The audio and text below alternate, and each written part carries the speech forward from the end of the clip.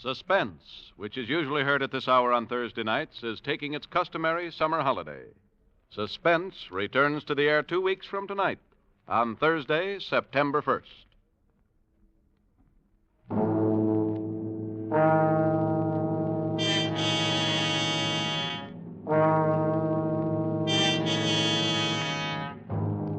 You are standing at the doorway of a cabin on Cashier Creek.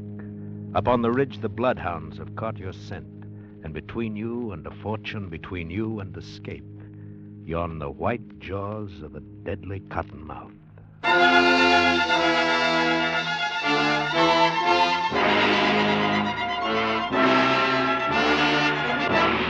We offer you Escape, designed to free you from the four walls of today for a half hour of high adventure.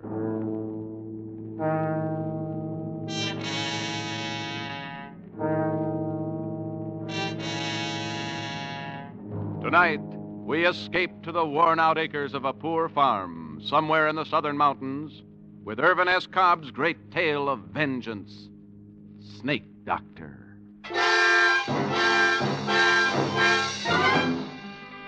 Far back in the southern mountains, it's quiet and hot and lonely. One pine-scarred hill is very much like the next, and one winding creek differs little from another. The area through which Cashier Creek twisted was the same as all the rest, except for the snakes. Deadly, venomous, cottonmouth moccasins. There are probably more snakes along Cashier Creek than anywhere else. Most people lived in constant, deadly fear of these snakes, but there was one man who even seemed to like them. A man they called Snake Doctor.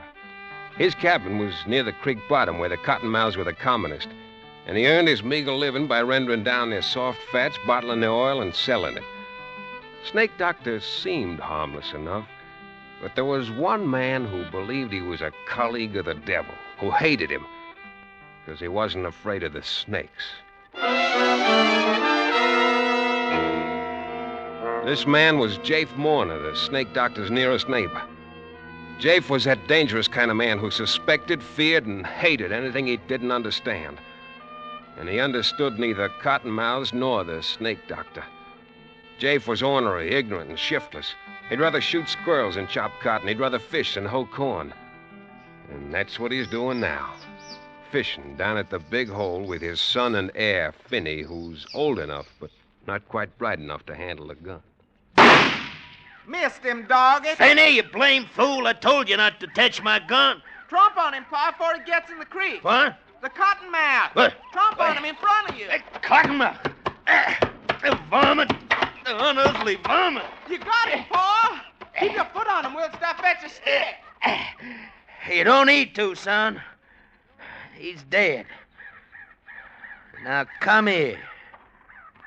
Pa, how'd he hit anything with that rifle? I had a bead draw right on him, and You darn fool. Do that for Pa. Stirring up that filthy snake whilst I'm a-fishing. Heck, he was sunning himself not more than 2 feet from you. He was just 2 feet from you. Never mind that kind of talk. Won't be no fish around here till thunderation after all that racket. Well, come on, let's go home and get us some victuals. Jafe Mourner tossed his bait can into the creek and threw a stick after it. He stood there watching the stick drift slowly toward the Big Hole where the creek widened behind a jam of driftwood. Jafe watched as the eddy caught the stick and sucked it beneath the dam. Come on, Pa. Jafe was curious. He moved downstream a rod or two and waited, watching the water boil up from under the driftwood. But the stick didn't come up. That was strange. It must have caught under there in a tangle of water-soaked and sunken logs. Probably it had stayed there for months. Perhaps stay there always. Let's get some victuals, Pa. Jafe thought about this, and an idea began to form in his slow mind as he and Finney started for home. How much oil you reckon's in this, and Pa? Daddy? What you jawing about? This old cottonmouth. How much oil you reckon's Throw in... it down. Throw it down? Why for? I'm gonna Throw land... it down like I say. Oh, I was aiming on rendering the old cottonmouths fat like the Snake Doctor does. I was going to sell it and make myself some money.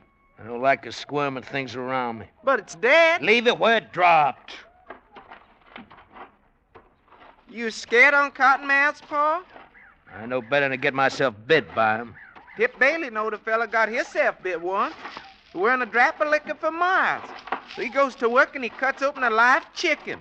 And he put it on his leg where the bite was. Fella lived, too. Reckon Mr. Rives ever gets himself bit? I mean, handling Cottonmouth like he does? Who? Mr. Rives. Who? Mr. Rives. That's old Snake Doctor's real name. Ma says I oughtn't call him Snake Doctor. Never mind what your ma says. Nobody in my family's calling no snake-loving scum Mr. Rives. Heck, that's what I say. All right. Could have made myself some money renting that Cottonmouth fat down in the oil. How much you reckon old Snake Doctor makes out in oil he sells? I don't know.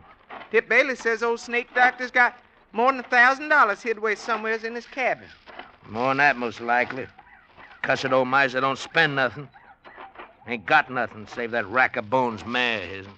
Tip Bailey says whenever old Snake Doctor sets foot out in his place, he's got the granddaddy of all Cottonmouths that he leaves out in the cabin to stand guard over his money. Yeah. Tip Bailey says he'd seen old Snake Doctor put 'em in his pocket. Live ones, too. Snake Doctor ain't fitting to be live himself. Ma says he ain't so bad. Says he don't mean nobody harm. Your ma better be careful who she's associating with. She says he just don't have good sense. Had the fever too much. Daddy, you ever been in Snake Doctor's place? I don't have nothing more than I have to do with that snake-loving hoodoo. Tip Bailey says he'd bet it wouldn't be no task at all for some no good to poke around the Snake Doctor's shack and maybe find all the money and make off with it. Blame the sun's darn near rendering me down. Look at my head, full of sweat. Look, Daddy. Huh? See? Full of sweat. Darn near a guard full of sweat come off. Why turning down that way, Pa?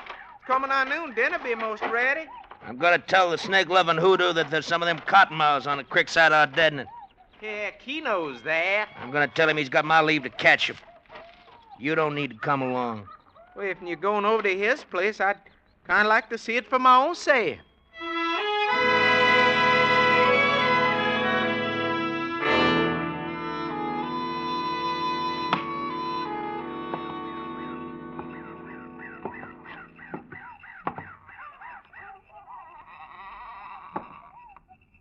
Go on in, Pa. He ain't at home. Elsewise, he'd have showed himself by now. I reckon. Can you see any snakes? I told you to keep an eye out for him. I bet it's in one of them chinks, Pa. Pa, I bet the money's in one of them. I ain't looking for no money. Must be a dang snake itself, living in a place like this. I know you ain't looking for any money, Pa, but if'n you was, wouldn't you look at that there chink right up there? Where? Right there, second log by the fireplace on the right. You see that there hole? Yeah. I reckon I would look up there. Since we're here. I might as well see for myself. Pa, I wouldn't be a mite surprised if old Snake Doctor had him. Pa? Was you looking for something, Jake Marner? Snake Doctor. Yeah. I was looking for you. I want here. Yeah.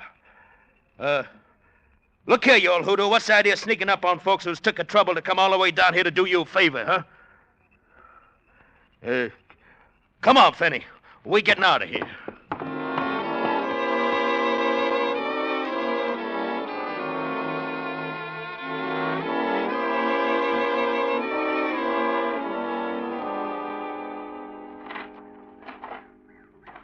Yes, sir. Like as not, he had a dang old moccasin squirching around in his pocket whilst he was talking to you. Daddy, do you mind how his eyes was when he come in? Do you mind how he kept looking up at the wall where I said I bet he had the money between the chinks? Fenny. What? Don't you say nothing to your ma about us being at the Snake Doctor's place, you understand? Why should Well, I? just don't. And don't you go nigh it again. Cuss old varmint.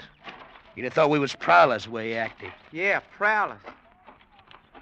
Ma, dinner about ready.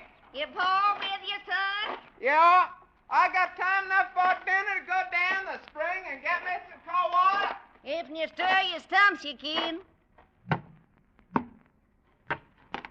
Catch anything, Jeff? You think I can catch fish with Fetty flying off my gun at cottonmouths all the time? Ain't this heat more than a body can bear? Any cooler but the creek? That poor old Miss Rives come by here a spell ago, mighty nigh shook to pieces with a chill. Oh. He come by, did he? Well, did he come in? Just for a minute. Just for a minute, huh? What'd he want? He wanted could have give him something for his ailment. Just about could drag one sour foot afore the other. Barely could make it up here from his place. I give him a dose out in our butler's acre drops. Would have give him a little smidgen of liquor, only I couldn't. Oh, you would, huh? Please don't, Jeff. Don't whop me. Don't, Jeff, don't whop me. Just poor old Mr. Ives. Mr. Ives! Mr. Ives! How many times I gotta tell you that old hoodoo's name is Snake Doctor? You don't mean nobody no harm. He made a skin of Lostwit's hide and tallow, and you calling him Mr. Ives. Huh. You be calling him Honey and Sugar next. Without I learn you, fella. Please, Jeff, please. Bad names, huh? Why, I aim to learn. What's his name now? Well? What's your poor Mr. Rives' name now? Snake Doctor.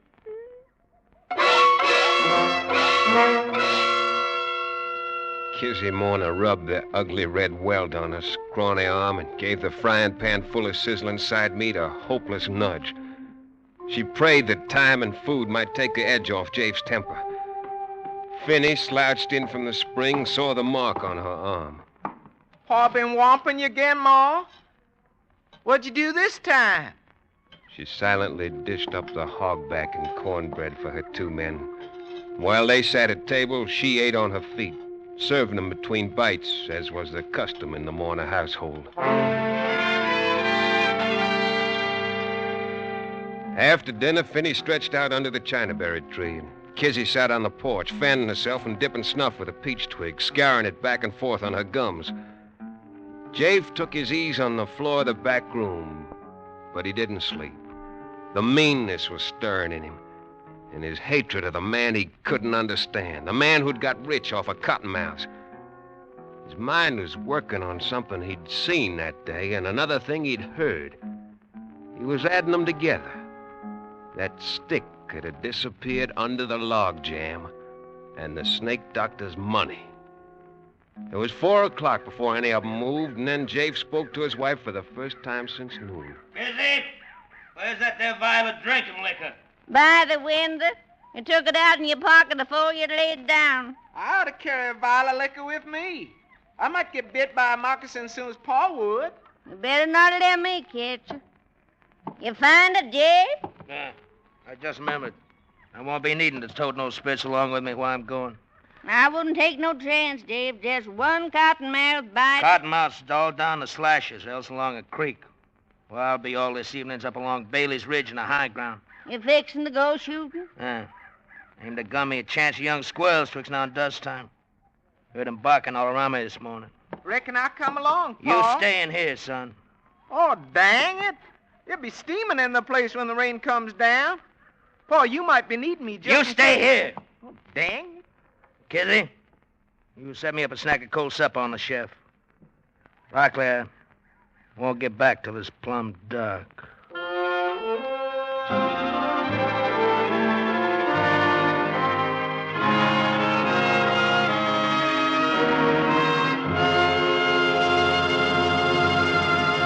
In just a moment, we'll return to the second act of Escape. But first, That wonderful variety show with a purpose, CBS's 1 hour-long program, This is Broadway, will be round again tomorrow night on most of these same stations. Comedian Abe Burrows, Broadway playwright George S. Kaufman, Master of Ceremonies Clifton Fadiman will all be here, playing host to the top stars of show business. Hear these top stars and their top acts. Then listen closely as the expert showmen on This is Broadway help them with show business problems. And now, we return to the second act of Escape and tonight's story, Snake Doctor.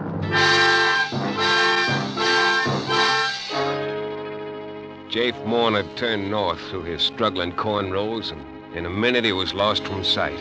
He kept on for nearly a mile till he came to a wild red mulberry tree. Where there are mulberries, there are bound to be squirrels. Very neatly, he shot 2 young grays right through the head. But Jafe was a master marksman.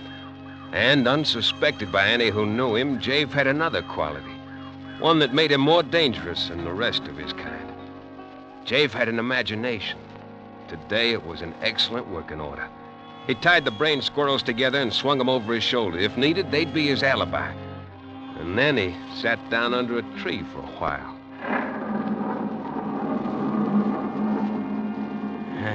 Got plenty of time. Don't need to get down to Snake Doctor's place till about dusk. When he comes out to feed that swayback mare of his. Mr. Ryan. He sat out 2 brisk thunder showers and the intervals between them. And then he set off in a wide arc down Bailey's Branch along the skirts of Little Cypress Slash, down to the sunken flats edging Cashier Creek. It took more than an hour of careful traveling before he came to his destination, a screen of haw bushes, less than 50 yards behind the Snake Doctor's cabin. No matter how ailing he is, he'll get up and come out to feed that rack-a-bones mare. Mr. Ryan. Well, I'll learn him to go colleaguing around another man's woman. Jafe Morner let his jealousy heat him to white hatred. At this moment, he was avenging his honor. Didn't admit even to himself that the real reason he was here was the Snake Doctor's money, hidden behind the log by the fireplace. Home-wrecking, snake-loving varmint. 10 minutes from now, I'll chunk him down a big hole in the creek like I did that stick this morning. And he'll go down and never come up. And nobody'll miss him. Nobody'll know he's gone for leastwise a week, maybe a month. And maybe if I get around to it, I might come back this way someday. Poke around that cabin of his, and just to see if it's true, his having all that money hid away. Jafe Morner's speculations were cut short. The cabin door opened, and a figure stepped out into the growing dusk and walked toward the stable. He saw the Snake Doctor's loppy old straw hat and his dark coat drawn over a pit. At this distance, he couldn't miss. And he didn't. The figure jerked backward and then went face forward. Jafe started for him, then he stopped. His eyes bugged. His mouth formed a scream that he couldn't utter. His rifle dropped to the ground. He had just killed a Snake Doctor, killed him dead with a .32 caliber slug through the head. And there on his door still stood Snake Doctor, whole and sound, staring at him. Jafe Morner, what have you done? The scream came at last, for Jafe Morner had seen the devil. The Snake Doctor who arose alive from his bullet-riddled body. Jafe whirled and ran into the deep, darkening woods, whimpering like a whipped puppy as he tore through the brush. Escape. He must escape this thing. He must get under the shelter of a sound roof. He must have the protection of 4 walls around him. He ran and ran for hours. It was close to midnight when he came out on a dirt road a short distance southeast of his own land. Beyond the next bend, he'd be in sight of home. And then he stopped. Around the bend, coming toward him, was a joggling light, a lantern hanging on a buggy. Jake flattened himself in a clump of brush to hide until the traveler passed. And then, just as the rig was opposite him, he heard a call coming from the other direction. Hello there! Who's jogging? Oh, there. Oh, steady, boy. Me, Davis Ware. That you, Tip Bailey? Yes. Hoofing it out from the junction. Tolerable tired. What brings you out this time of night, Davis? Somebody sick? Sick nothing. There's been a parcel of trouble popping in these bottoms tonight. Steady, boy. Steady. What do you mean? A killing. That's what I mean. You don't say. Who got killed? I'm fixing to tell you. It happened just around dusk time down at old snake doctor's place. Yeah? Was it him was killed? Give me time, Tip. It seems like snake doctor's been a-chillin' lately. Mm-hmm. It was pretty bad off today, so Miss Kizzy Morner, she footed it down from her place to his'n, fetching some physic with her and a plate of hot victuals. Might have thought it, Miss Morner. Might have thought it. You want to hear this? Yeah. Go on. Oh, boy. Well, pretty soon after she got there, it seemed like he was tired, and he tried to get up out of his bed to go and feed that old crowbait nag of his'n. Uh-huh. It started in again by then, pouring down hard, so she made him stay where he was, and she put on his old hat and throwed his old coat around her, and he wanted to keep out of the wet, and no more, and she got outside, and a shot came from the edge of the woods, and down she went with a bullet through her brains. Killed her? Kizzy. It is a dog. It was But Kizzy. who done it? It was that low-flung husband of hers done it, that's who. They certain it was him? Sure thing. Oh, boy. Sure thing, they're certain. Snake doctor jumped up when he heard the shot, and he catched a quick look at Jafe over the fence. Uh-huh. There wasn't a long streak in Kiz's arm where he must have whopped her during the day. Why, hanging's a sight too good. Did they catch him? No, but they gonna. Sheriff get there yet? Oh, but he's due any minute with his pack of hound dogs. Oh. Trail ought to lay good. Ground being damp the way it is. Oh, for sure. Old snake doctor, he's a-saying the Lord's gonna strike the murder down in his track. Amen. But me, I'm a-putting my main dependence on them bloodhounds. Oh, poor Miss Marner. She always was a good-hearted, hard-working woman. Kizzy. And mightily put She's upon dead. by that skunk. I Dave. shot Kizzy. Say, did you hear something just then? Can't say I did. Yeah. Oh, probably a rabbit breaking through the brush. Huh? Listen, Yeah. the sheriffs are coming. Oh, yeah. Can you hear them hounds of his'n? Oh, just for sure. I gotta hurry. Get out, Bessie. Come on. I'll see you back at the morning. You sure will. Jafe didn't waste no time mourning his dead wife. He had a chance against a pack of bloodhounds if he started right away. But Jafe's imagination went to work again as he backtracked along the creek bottom in the spotty moonlight. Gotta throw those dogs off the trail. You gotta wade the creek, even if it is full of cotton mounds. Must be all around me now. Folks say don't strike in the water. Hope them folks is right. Yeah, I gotta get back to the snake doctor's. Get his money while he's still up at my place with Kiz's remains. Get his money and the rest will be easy. I'll make for the deep timber, cross country to the river, make it by tomorrow sundown. Hire me a shanty boater to ferry me to the Arkansas side. Will get me a haircut and catch me a train for somewhere else.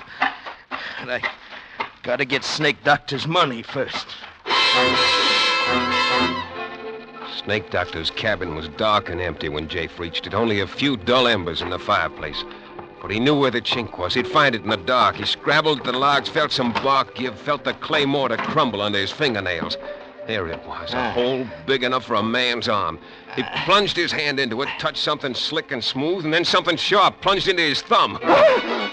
At that moment, the fire flickered to life. Jafe yanked his hand out of the hole, saw two tiny bleeding punctures in his thumb. At the mouth of the hole stretched the wide-open jaws of a cottonmouth. It worked fast. He felt the pain leaping from his thumb to his hand, seeping up his arm.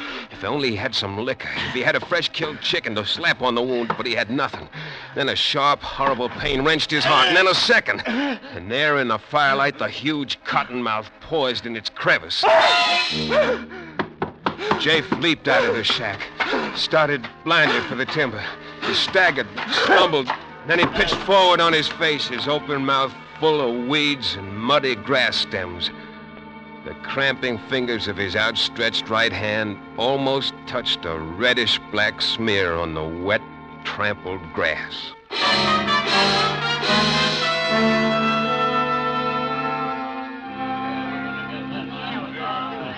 riddance, by gravy. I'd call it that, wouldn't you, Doc? I reckon there's a sort of rough justice in the way he died. Look, his hand reaching out, just about touching the blood where his woman fell. But in all my life, I've never known but 2 or 3 people actually was bitten by water moccasins. And until tonight, I've never had personal knowledge of anybody dying from the bite of any kind of snake. Is a fact. You know that, crazy. I'm going to take that rifle off of you, Finny Mourner. I'm going to kill the dang reptile that killed my pa. That Mourner's boy kicking up the fuss? Yep, and no good like his paw. Let go of me. I'm my own boss now. What's the trouble, Tip? Oh, Finny here's went out in his head. I'm going to kill the snake that bit my paw. Then I'm going to give that snake doctor a whumping for keeping a reptile in this place. Your pa got what was his due, Finney. Snake doctor ain't to blame. He's a hoodoo devil. Looky here, boy. Mr. Rives give me all his savings, nearly $100, to pay for burying your mother decent. That's how much he thought of her. Now go on home. Behave yourself. I'm going to get Go on, Finny. There ain't no reason for you hanging around here. Somebody ought to kill that reptile that bit my paw. Doc, just a minute ago you started to say something about snake bite not killing. But how about them 2 marks on his thumb? Them snake's gashes like some I've seen. No, that don't explain how it... Huh? It's Finny Mourner. He's in the cabin. The fool kid. Come on, Doc. He's probably shot. There was 2 find out. I shot him, but I didn't hit it. It's going to get me like he got my paw. He said he shot at something in the cabin. Come on, Doc. Let's go see. All right, we'll find out. I don't see anything. Oh, Finney's had enough happen to him yesterday and today to upset even a bright boy. So we can't... Oh. There it is. What? That cottonmouth up there in that hole in the log. Oh, that. Snake doctor told me about that varmint. Look at him closer, Davis. No, sir. Not me. Go ahead. It's just a stuffed snake. Stuffed? Mm-hmm. Snake doctor believes in precautions because that hole's where he hides his money. That snake would scare away anybody who didn't know it was stuffed. But just to be sure, old snake doctor lined the hole with coils of barbed wire. Oh, I see. You mean them marks on Jafe's thumb was got off the barbed wire? That's right, sir. Lots stronger hearts than Jafe Mourner's would stop beating at a scare like that. Well, I'll be switched. Old snake doctor's a cute one, ain't he?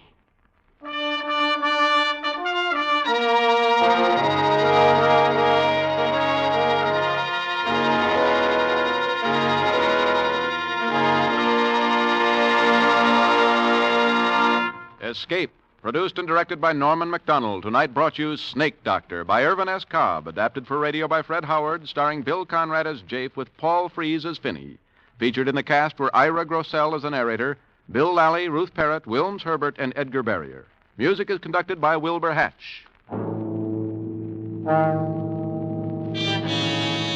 Next week... You are groping through the midnight dimness of a gigantic department store, and suddenly you realize that 100 eyes are staring at you from the shadows, and 100 hands are reaching for your throat, and your most urgent desire is to escape.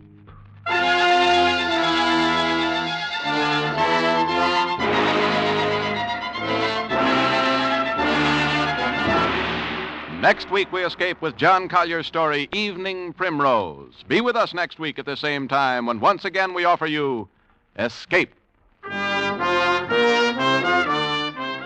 Ethelbert is at the bar, and Anne and Casey are about to enter on another thrilling crime photographer adventure. Tonight, it's a story entitled Big Danger, and it'll be along on most of these same CBS stations in just a moment. This is John Jacobs speaking.